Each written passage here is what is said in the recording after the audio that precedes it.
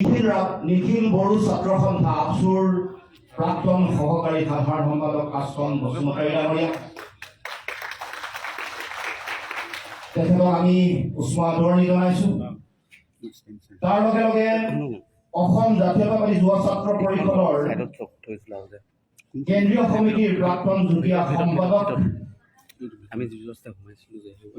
কামৰূপ মহানগৰ জিলা সমিতিৰ প্ৰাক্তন সভাপতি প্ৰদীপ কলিতা ডাঙৰীয়া আহিছে। তাৰ লগে লগে ফৰেষ্ট গেট শাখা সমিতিৰ যুৱ ছাত্ৰ পৰিষদৰ সভাপতি জাকিৰ হুছেইন ডাঙৰীয়া আহিছে, তেখেতসকলক মই আদৰণি জনাইছো। তাৰ লগে লগে কংগ্ৰেছ দলৰ হোজাই জিলা যুৱ কংগ্ৰেছৰ সম্পাদক বুৰহান উদ্দিন চৌধুৰী ডাঙৰীয়া আহিছে। হোজাই জিলা যুৱ কংগ্ৰেছৰ উপসভাপতি দীপাংকৰ বৰা আহিছে, সম্পাদক তাজিম উদ্দিন আহিছে। তাৰ লগে লগে হোজাইৰ পৰা আমাৰ মাজলৈ জ্যোতিপ্ৰসাদ গগৈ ডাঙৰীয়া সমাজকৰ্মী বিশিষ্ট শিক্ষাবিদ তেখেত আহিছে। সদৌখন ছাত্ৰ সন্থাৰ প্ৰাক্তন কৰ্মকৰ্তা মীনাল মজুমদাৰ আহিছে। কংগ্ৰেছৰ জিলাৰ সদস্য জিয়াউৰ ৰহমান আহিছে। ইউথ কংগ্ৰেছৰ যমুনাপুৰ সমষ্টি সমিতিৰ সম্পাদক ফয়জল আহমেদ ডাঙৰীয়া আহিছে। মই সকলোকে আদৰণি জনাইছো। জাতীয় পৰিষদৰ পবিত্ৰ মঞ্চৰ পৰা ইয়াত সমবেত হোৱা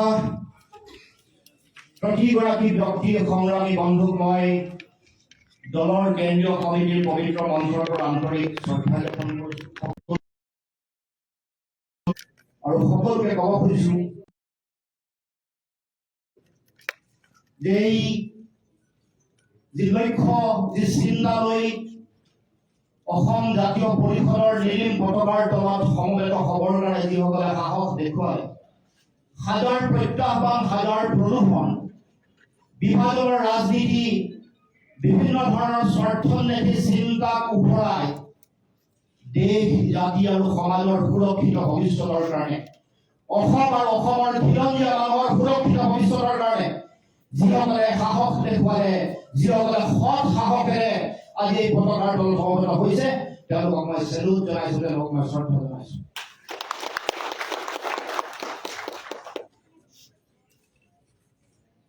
প্ৰথমে যিসকল মহান বীৰ শ্বহীদে স্বদেশ আৰু স্বজাতিৰ কাৰণে তেওঁলোকৰ জীৱন এৰি থৈ গৈছে, প্ৰতিগৰাকী অসমৰ জাতীয় জীৱনৰ বিভিন্ন অস্তিত্ব ৰক্ষাৰ সংগ্ৰামকে ধৰি বিভিন্ন সংগ্ৰামত যিসকলে জীৱন আহুতি দিলে, অসমৰ আৰু অসমৰ মানুহৰ সুৰক্ষিত ভৱিষ্যতৰ কাৰণে যিসকলে তেওঁলোকৰ জীৱনৰ বৰ্তমানবোৰ জাতিৰ ভৱিষ্যতৰ কাৰণে এৰি থৈ গ'ল, সেইসকল মহান মনীষী, সেইসকল মহান জাতীয় বীৰক মই শ্ৰদ্ধাৰে সোঁৱৰিছো।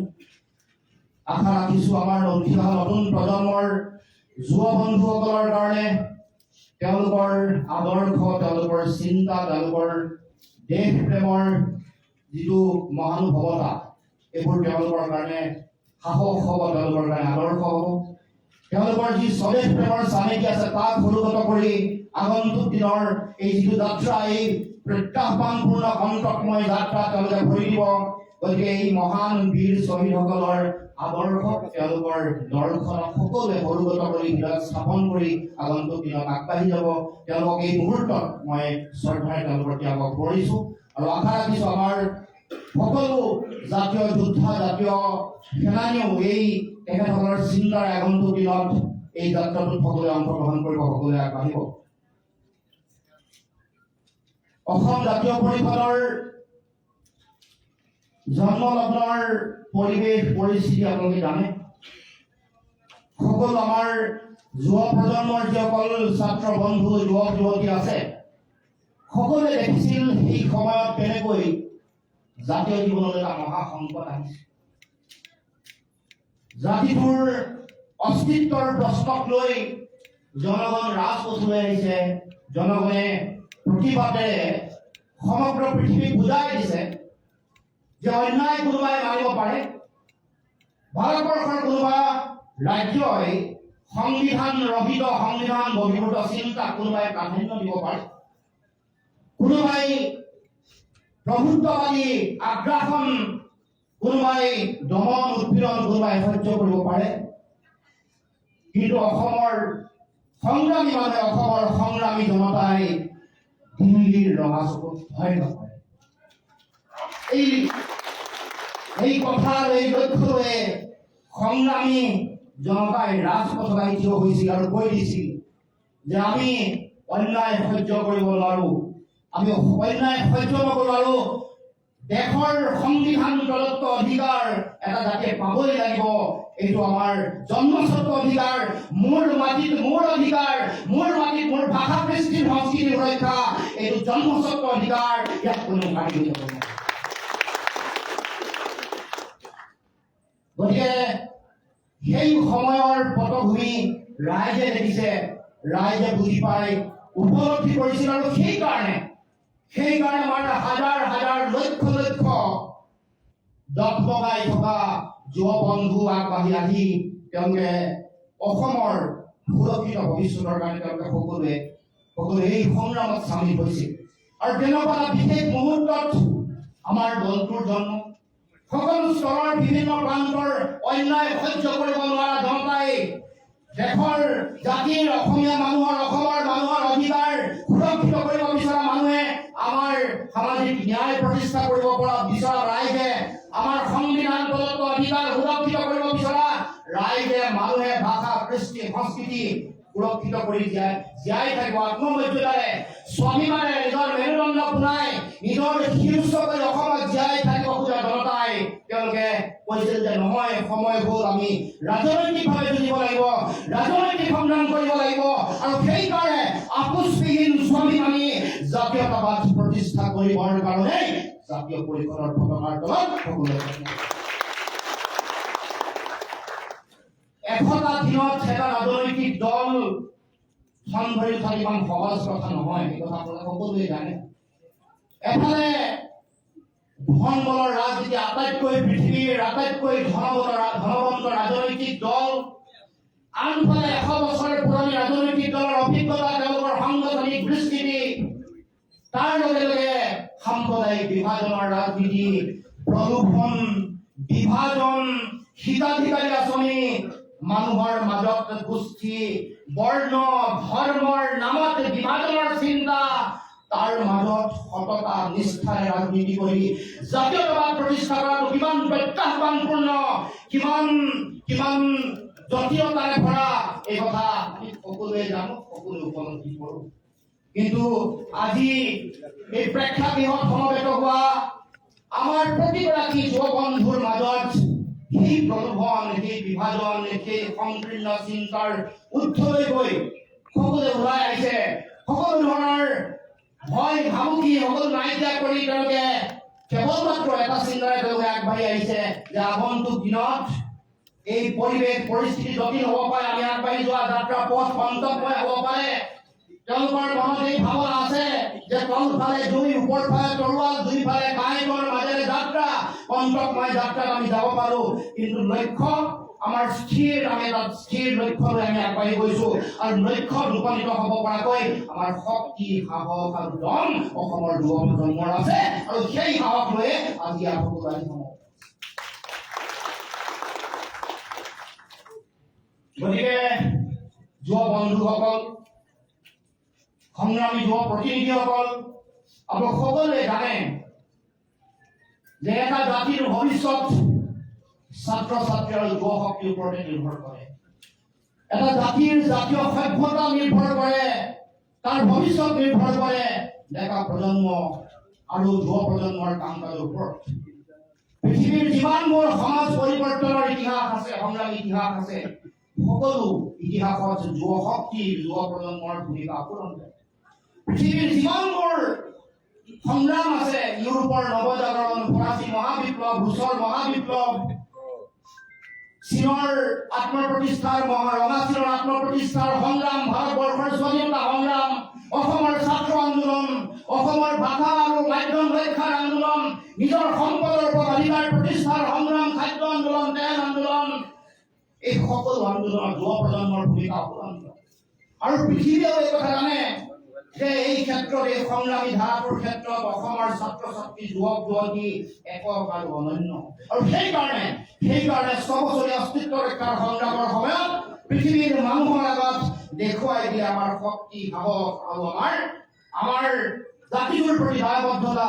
আমি একনিষ্ঠাৰে এখন সমাজ আৰু এটা জাতিৰ কাৰণে কেনেকুৱা ধৰণৰ পৰ্যায়লৈকে সংগ্ৰাম কৰিব পাৰোঁ, শ্বহীদৰ ৰক্তেৰে ৰঞ্জিত কৰি সমাজৰ এটা নতুন ইতিহাসৰ পৃষ্ঠা আমি উন্মোচিত কৰিব পাৰোঁ। সেই ইতিহাস, সেই শক্তি, সেই সাহস অসমৰ যুৱ প্ৰজন্মই ইতিমধ্যে দেখুৱাইছে, ইতিমধ্যে প্ৰমাণ কৰিছে। গতিকে আমি সেইসকল বীৰ পুৰুষৰ, সেইসকল মহান পুৰুষৰ আমি সন্তান, সন্ততি, নাতি, পৰিণতি আমি জীয়াই আছো। ইয়াত পদলেখনকাৰী, ইয়াত ভীৰু মানুহ, ইয়াত তৈল মন্থনকাৰী, ইয়াত নিজৰ মেৰুদণ্ড বেকা কৰি চুচৰি জীয়াই থকা ব্যক্তি আমাৰ মাজত নাই, এই কথা মই জানো। গতিকে আমাৰ যুৱ বন্ধুসকল এটা কথা ভয় নাখাব। আজি ইমান প্ৰত্যাহ্বানৰ পিছতো এইসকল ছাত্ৰ বন্ধুৰ উপস্থিতি এইটোৱে প্ৰমাণ কৰে মানুহৰ হৃদয়ত, মানুহৰ শৰীৰত প্ৰবাহিত হৈ থকা ৰক্ত কণিকাৰ প্ৰত্যেকৰে জাতীয়তাবাদ বিকশিত হৈ আছে। কেৱল মাত্ৰ শৰীৰত প্ৰবাহিত হৈ থকা ৰক্ত কণিকাই যেতিয়া মগজুত ক্ৰিয়া কৰিব, যেতিয়া বিচাৰ বিশ্লেষণ মানুহৰ মাজত যেতিয়া আহি যাব, যেতিয়াই জাতীয়তাবাদী ৰক্ত কণিকাৰ শিহৰণে আমাক উত্তেজিত কৰিব, আমাক উদ্বুদ্ধ কৰিব, সেইদিনাখনেই অসমত বিভাজনকাৰী শক্তি, অসমক ধ্বংস কৰিব বিচৰা শক্তিয়ে নিস্তাৰ নাপাব। আমাৰ যুৱ প্ৰজন্মই প্ৰকৃতভাৱ দেখুৱাই দিব। গতিকে যুৱ বন্ধুসকল, আপোনালোকে আগন্তুক দিনত এই যুঁজৰ কাৰণে, এই সংগ্ৰামৰ কাৰণে আপোনালোক সকলোৱে সাজু হওক। সকলোৱে আজিৰ পৰাই সকলোৱে সংকল্প গ্ৰহণ কৰক। সমাজৰ প্ৰতিটো প্ৰান্তৰ স্তৰে স্তৰে প্ৰতিগৰাকী মানুহৰ মাজলৈ গৈ আমি ৰাইজক উদ্বুদ্ধ কৰিব লাগিব, বুজাব লাগিব, ৰাইজক ক'ব লাগিব যে আমাৰ জাতিটো বাৰে বাৰে অন্যায় কৰি অহা হৈছে। আমি পাব লগা প্ৰাপ্য অধিকাৰ আমি পোৱা নাই, আমি পাব লগা শিক্ষা পোৱা নাই। আমি গৱেষণা কৰি আগবাঢ়ি সমাজখনক আগবঢ়াই লৈ যোৱাৰ সমল আৰু দায়িত্ব যোনে দিব লাগে দিয়া নাই। সম্পদৰ ওপৰত অধিকাৰ দিয়া নাই। আমাৰ মাটি ভেটি আজি টানি লৈ যাব খোজা হৈছে। সম্পদৰ ওপৰত অধিকাৰ আজিলৈকে নিৰ্ণয় হোৱা নাই। আজিলৈকে আমাৰ কৃষ্টি সংস্কৃতিৰ সুৰক্ষা আজিলৈকে নিশ্চিত হোৱা নাই। আমাৰ ভাষাৰ ভৱিষ্যত সুৰক্ষিত হোৱা নাই। কেৱল মাত্ৰ ৰাজনৈতিক স্বাৰ্থত, কেৱল মাত্ৰ ভোটৰ অংকত সদায় আমাক শোষণ কৰিছে, বঞ্চনা কৰিছে, সদায় বিশ্বাসঘাতকতা কৰিছে, প্ৰতাৰণা কৰিছে, সদায় বিভাজন কৰিছে, সদায় শান্তিহীনতা দিছে, সদায় সাম্প্ৰদায়িকতা দিছে, সদায় বৰ্ণবাদ দিছে। এইবোৰ নাইকিয়া কৰিবৰ কাৰণে আধুনিক মনৰ বিজ্ঞান মনস্কতা থকা, বিজ্ঞানসন্মত দৃষ্টিভংগীৰে সমাজক আগবঢ়াই লৈ যাব খোজা অসমৰ যুৱ প্ৰজন্মই আগন্তুক দিনত কাম কাজ কৰিব বুলি মই বিশ্বাস কৰোঁ। আৰু মই দৃঢ়তাৰে মই দাবী কৰিব পাৰোঁ যে আগন্তুক দিনত আমাৰ যুৱ শক্তিয়ে এবাৰ যদি ভাবে অসমৰ বিচাৰি থকা সপোনৰ অসমখন আমি সকলোৱে মিলি সন্মিলিতভাৱে আমি প্ৰতিষ্ঠা কৰিব পাৰোঁ। আমাৰ দলটোৰ লগত যিসকল ব্যক্তি সংযোজিত হৈছে, যিসকল আমাৰ লগত একেলগে থাকি কাম কাজ কৰিছে, যিসকল আমাৰ চালিকা শক্তি, তেওঁলোকৰ মুখলৈ তেওঁলোকৰ বিগত সময়ছোৱাৰ কাম কাজ, তেওঁলোকৰ দক্ষতা, তেওঁলোকৰ বৌদ্ধিকতা, এইবোৰ যদি আমাৰ যুৱ প্ৰজন্মৰ যুৱ ছাত্ৰ ছাত্ৰী, আমাৰ সংগ্ৰামী বন্ধুসকলে যদি চায়, দেখিব যে আমাৰ দলটোৰ লগত এনেকুৱা কিছুমান মানুহ, সমাজৰ অগ্ৰণী মানুহ আছে। সেইসকল মানুহে জীৱনত সকলো পাইছে, কিন্তু তাৰ পিছতো জানে যে জাতিটোৰ সংকট আছে। বিশ্ববিদ্যালয়ৰ উপাচাৰ্য জড়িত, বিশ্ববিদ্যালয়ৰ অধ্যাপক জড়িত, পৃথিৱীত অতি উন্নত পৰিৱেশ বিজ্ঞানী বুলি 100জন পৰিৱেশ বিজ্ঞানীৰ মাজত নিজৰ নাম সন্নিৱিষ্ট কৰা মানুহ জড়িত। আমাৰ চৰকাৰী প্ৰশাসনিক যিসকল বিষয়া আছে, যিসকল chief secretary, additional chief secretary, commissioner secretary লেভেলৰ মানুহ আমাৰ লগত জড়িত। আমাৰ লগত বিশ্ববিদ্যালয় মহাবিদ্যালয়ৰ প্ৰবক্তা, অধ্যাপক, অধ্যাপিকা জড়িত। আমাৰ লগত এডভোকেট জেনেৰেল জড়িত। আমাৰ লগত অতি সমাজত নাম কৰা উচ্চ মান সম্পন্ন সাহিত্যিক জড়িত। অৰ্থাৎ যাৰ নিজস্বতা আছে, যি মানুহৰ মেৰুদণ্ড কোন, যি আমাৰ কৃষ্টি সংস্কৃতিৰ লগত জড়িত হৈ থকা বোলছবি জগতৰ পৰিচালক আমাৰ লগত জড়িত হৈ আছে। প্ৰত্যেকৰে যাৰ মেৰুদণ্ড কোন, যি মূৰটো পোন কৰি জীয়াই থাকিব খোজে, প্ৰত্যেকেই আমাৰ এই দলটোৰ লগত চামিল হৈছে। প্ৰত্যেকেই বুজি পাইছে যে বিগত সময়ছোৱাত আমি যিবোৰ ৰাজনৈতিক কাজ ৰাজে আমি দেখিলোঁ, যিবোৰ ষড়যন্ত্ৰ আমি দেখিলোঁ, যিবোৰ মানুহৰ বিভাজনকাৰী ৰাজনীতি, কেৱল মাত্ৰ ভোট কেন্দ্ৰিক ৰাজনীতি দেখিলোঁ নিজৰ স্বাৰ্থ সুৰক্ষিত কৰিবৰ কাৰণে, সেইবোৰ নাইকিয়া কৰি সমাজৰ কাৰণে প্ৰয়োজন, জাতিটোৰ কাৰণে প্ৰয়োজন, দেশৰ কাৰণে, ৰাষ্ট্ৰ আৰু মানৱ সভ্যতাৰ কাৰণে প্ৰয়োজনীয় চিন্তাৰে এখন নতুন সমাজ গঢ়িবলৈ, এখন নতুন অসম গঢ়িবৰ কাৰণে সকলোৱে আগবাঢ়ি আহিছে। আৰু সেইকাৰণে সেইসকলে তেওঁলোকৰ অভিজ্ঞতা, তেওঁলোকৰ বৌদ্ধিকতা, তেওঁলোকৰ বিদ্যাজনিক অভিজ্ঞতা সকলো আমাৰ দলটো সকলোৱে আমাৰ লগত স্বামীল হৈছে। তেওঁলোকে জীৱনৰ সৰ্বোচ্চ পাইছে, পাবলৈ নাই, তেওঁলোক চিনাকি মানুহ, অসমৰ চিনাকি মানুহ, কিন্তু আমাৰ দলটোৰ লগত য'ত দলটোৰ এখন আসন বিধানসভাত নাই, লোকসভাত নাই, পৌৰসভা পৌৰ নিগমত আছে, বেলেগ কথা, কিন্তু তাৰ পাছতো আজিও দলে দলে চামে চামে জনজাতীয় জাতীয় সংগঠনৰ যুৱ বন্ধুসকল আমাৰ মাজলৈ আহিবলৈ চিন্তা চৰ্চা কিয় কৰিছে? কাৰণ এটাই, মানে ৰাস্তা এটাই, অসমৰ মানুহৰ কাৰণে পথ এটাই, বেলেগ নাই। কিছুদিন মানুহ বিভ্ৰান্ত হৈ থাকিব প্ৰদূষণৰ ৰাজনীতি, কিছুদিন পাতল ৰাজনীতিত তেওঁলোকে কিছুদিন সন্মুখীন হৈ থাকিব। এই ৰাজনৈতিক সংস্কৃতি, এই গণতন্ত্ৰৰ প্ৰতি প্ৰত্যাহ্বান সৃষ্টি কৰা এই যিটো গণতান্ত্ৰিক সংস্কৃতি, ইয়াৰ প্ৰতি যদি আমাৰ ডেকা প্ৰজন্ম যদি কেতিয়াবা আকৰ্ষিত হয়, কেতিয়াবা যদি ধাবিত হয়, তেতিয়াহ'লে মই ভাবোঁ যে অসমৰ কাৰণে ভয়ংকৰ আৰু ভয়াৱহ দিন আহিব। এতিয়া চৰকাৰী যন্ত্ৰই, ৰাজনৈতিক দলে, যিটো দলে ৰাজনৈতিক চৰকাৰ গঠন কৰিছে, তেওঁলোকে এনেকুৱা ধৰণৰ তৰল পাতল এটা সংস্কৃতি মানুহৰ মাজত জাপি ৰখিছে, ৰাজনৈতিক সংস্কৃতি, গণতান্ত্ৰিক চিন্তা। গণতান্ত্ৰিক চিন্তাটো নাই, সংবিধানক বুঢ়া বুলি দেখুৱাই, সংবিধানৰ বিৰোধিতাৰে ভাৰতবৰ্ষৰ ন্যায়িক ব্যৱস্থাটো বুঢ়া অন্তুষ্ট দেখুৱাই কাম কাজ আৰম্ভ কৰিছে। গতিকে মই আমাৰ যিসকল যুৱ বন্ধু আছে তেওঁলোকক ক'ব খোজোঁ যে আমাৰ সংবিধান প্ৰদত্ত অধিকাৰ আজৰি অনাৰ দায়িত্ব আপোনালোকৰ। আমাৰ অধিকাৰ সুৰক্ষিত কৰাৰ দায়িত্ব, আমাৰ ন্যায় ব্যৱস্থা সুৰক্ষিত কৰাৰ দায়িত্ব আপোনালোকৰ। আমাৰ ভাষা কৃষ্টি সংস্কৃতি সুৰক্ষিত কৰাৰ দায়িত্ব আপোনালোকৰ। আমাৰ মাটিত আমাৰ অধিকাৰ, আমাৰ মাটি ভেটিত আমাৰ সমাজ আৰু আমাৰ সংস্কৃতি সুৰক্ষিত কৰাৰ দায়িত্ব কিন্তু আপোনালোকৰ সকলোৰে আছে। আৰু সেই চিন্তাৰে কাম কাজ কৰিবলৈ আপোনালোকে সকলো আগবাঢ়ি আহক। মই ভাবোঁ যে আমাৰ কাৰণে বৰ বেছি কষ্ট নাই, কেৱল মাত্ৰ আমি কাম কৰিব লাগিব, নিজৰ আদৰ্শ আৰু নিজৰ দৰ্শনটোৰ স্পষ্টতা লাগিব। আমাৰ দললৈ আহি বহু মানুহে ইয়াৰ পৰা আঁতৰি যায়, তেওঁলোকে আমাৰ যিহেতু এই যিটো অতি কণ্টকময় পথ, প্ৰত্যাহ্বান কৰা পথ, ইয়াত তেওঁলোকে হয় দৃষ্টি থাকিব নোৱাৰে। নহয়, তেওঁলোকে আদৰ্শ, যিটো জাতীয় আদৰ্শ, যিটো আমাৰ জাতীয় দৰ্শন, সেইটোক তেওঁলোকে উপলব্ধি নকৰাকৈ ক্ষমতাৰ কাৰণে তেওঁলোকে আমাৰ দললৈ আহিছিল। ভাবিছিল যোৱাবাৰ সাংঘাতিক ঢৌ, কাম বিৰোধী গণ আন্দোলনৰ ঢৌৱে হয় চৰকাৰ বনাব, নহয় চৰকাৰৰ অংশ হ'ব, আৰু তাত তেওঁলোকে ঠিকা ঠুকলি চলিব, তেওঁলোকে দালালি কৰিব পাৰিব, তেওঁলোকে মানুহ চাইছিল। এতিয়াও যে দালাল নাহিব এইটো নিশ্চিত নহয়, দালাল থাকিব।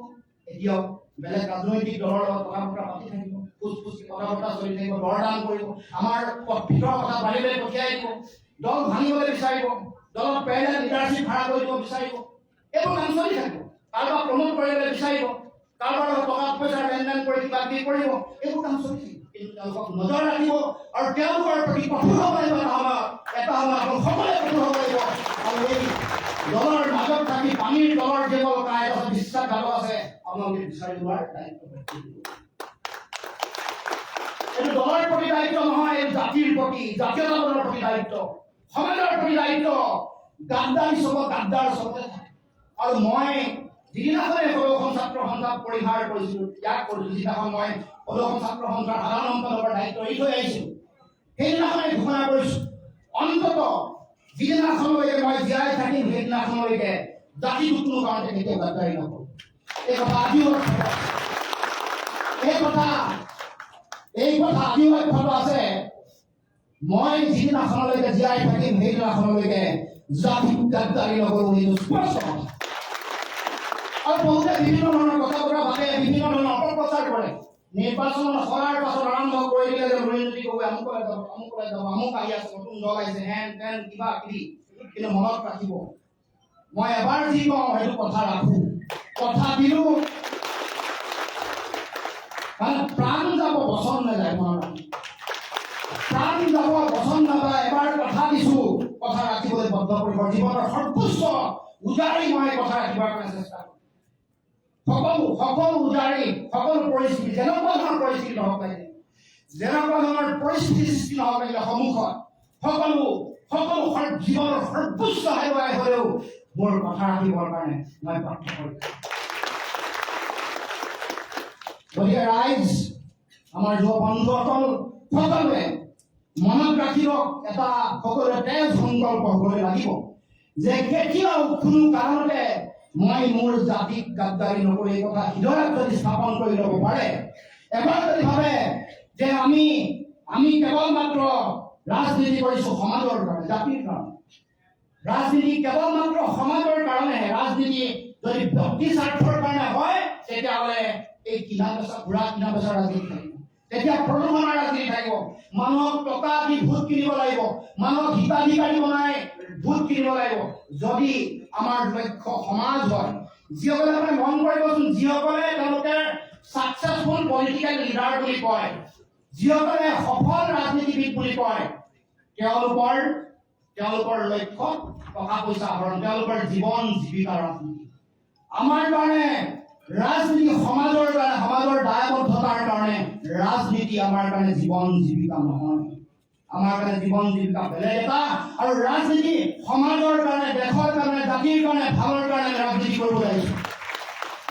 গতিকে এই পাৰ্থক্যটো প্ৰথমে বুজিব লাগিব, নহ'লে ৰাজনীতিবিদ হ'ব পাৰিব, মুখ্যমন্ত্ৰী হ'ব পাৰিব, কেন্দ্ৰীয় মন্ত্ৰী হ'ব পাৰিব, টিভি চেনেলৰ মালিক হ'ব পাৰিব, নিউজ পেপাৰৰ মালিক হ'ব পাৰিব, বহুত টকা পইচা হ'ব পাৰিব, বিভিন্ন ধৰণৰ মাটি বাৰী সৰহ কৰিব পাৰিব, বিঘাই মাটি কৰিব পাৰিব, দালান হ'ব পাৰিব, গাড়ী হ'ব পাৰিব, গাড়ীৰ ডিলাৰ কিনিব পাৰিব, অসমৰ ভাৰতবৰ্ষৰ বিভিন্ন জেগাত মাটি কাটিব, ফ্লেট হ'ব পাৰিব, চব হ'ব পাৰিব, ঘোঁৰা কিনা বেচা কৰিব পাৰিব।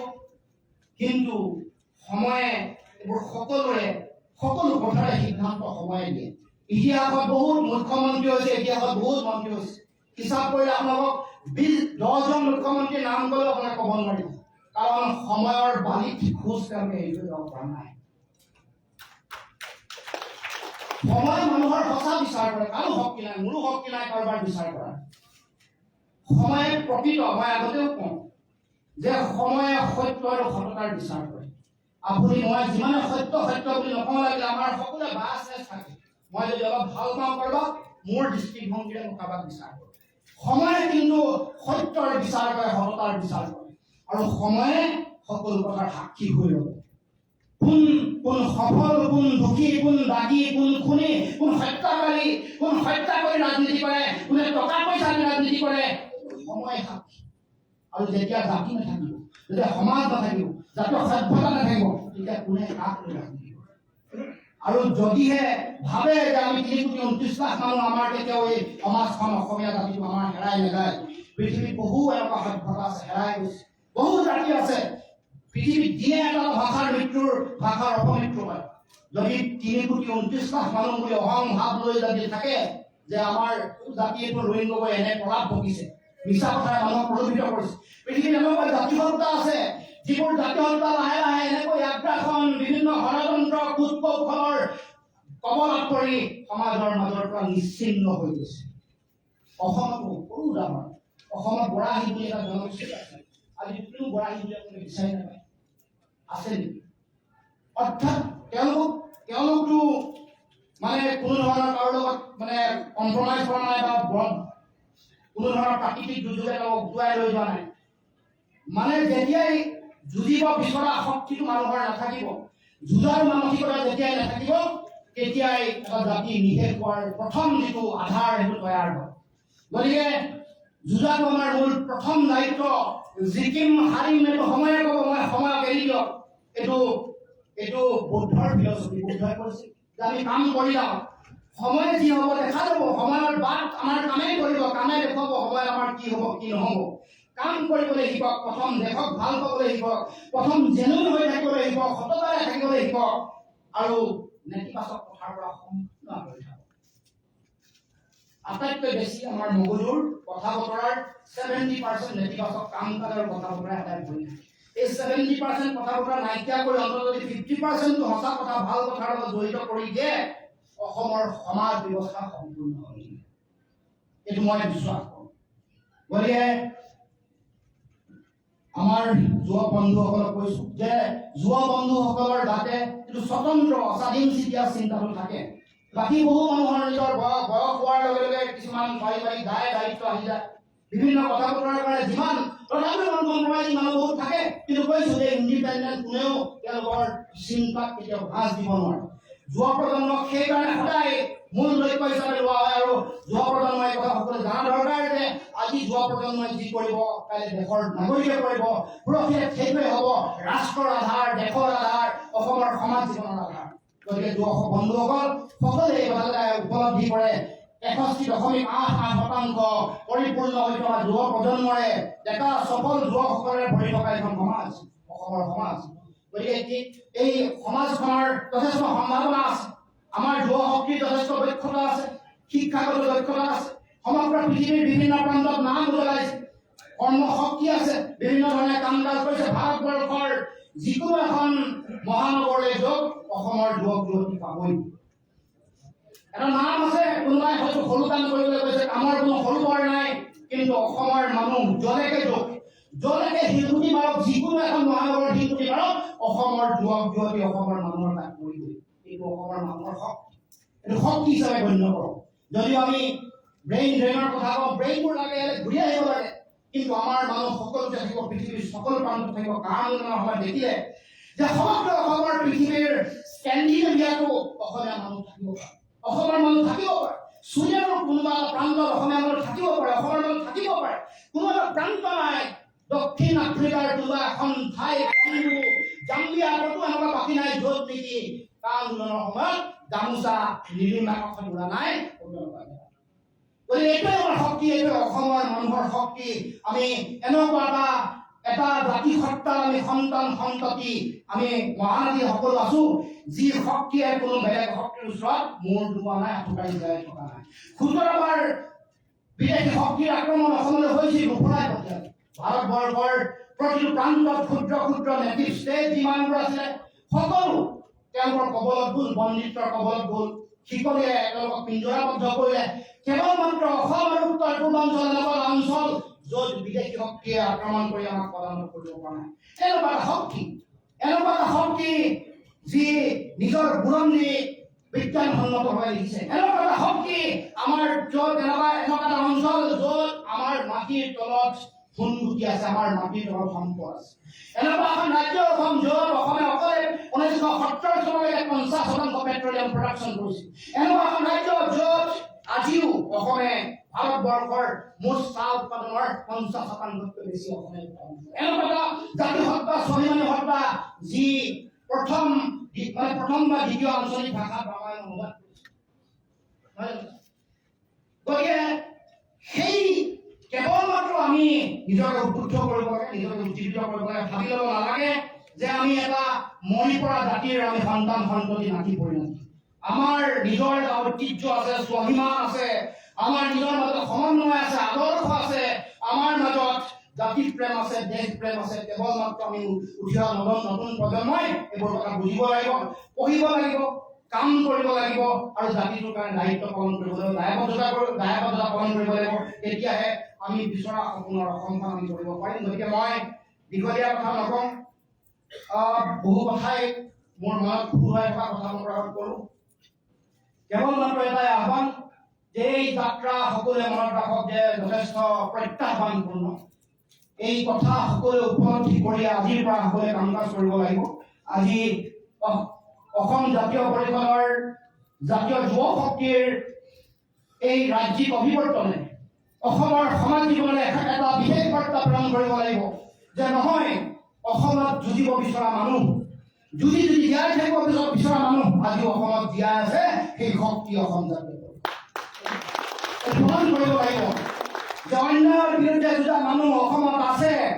কোনোবাই য়েছ বুলি ক'লে য়েছ বছ বুলি কোৱা মানুহ কেৱল মাত্ৰ অসমত নাই। কোনোবাই অন্যায় কৰা কথা বতৰা পদবেহন কৰি জীয়াই থকা মানুহ, বেলেগৰ কথাত বেলেগৰ ইচ্ছা অনিচ্ছাত উশাহ নিশাহ লৈ জীয়াই থকা মানুহ আমি নহয়। বেলেগৰ আঙুলিৰ ধাৰত ঘূৰা মানুহ আমি নহয়। বেলেগৰ চাবিত আমি কঁকালত ধৰি নচা মানুহ আমি নহয়। আমাৰ নিজস্বতা আছে, আমাৰ স্বাভিমান আছে, আৰু আমি মেৰুদণ্ড ঘূৰাই শিৰ উচ্চ কৰি অসমত জীয়াই ৰাখিব। সেই চেতনা, সেই আবেগ, সেই জাতীয় দৰ্শনটো সকলোৱে হৃদয় স্থাপন কৰি আহক আমি সকলোৱে আগবাঢ়ি যাওঁ।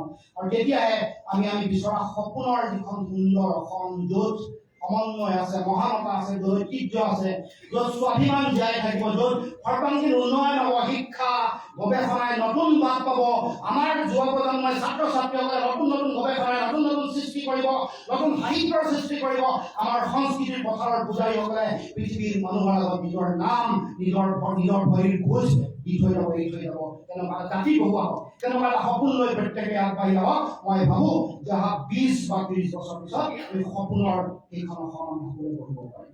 গতিকে সকলোকে মই পুনৰবাৰ সংগ্ৰামী অভিনন্দন জনাই মই মোৰ বক্তব্য সামৰণি মাৰিব খুজিছোঁ। আৰু আজি এই প্ৰতিনিধি সভাৰ আমি কেইবাখন কেন্দ্ৰীয় পৰ্যবেক্ষক দায়িত্ব দিছোঁ।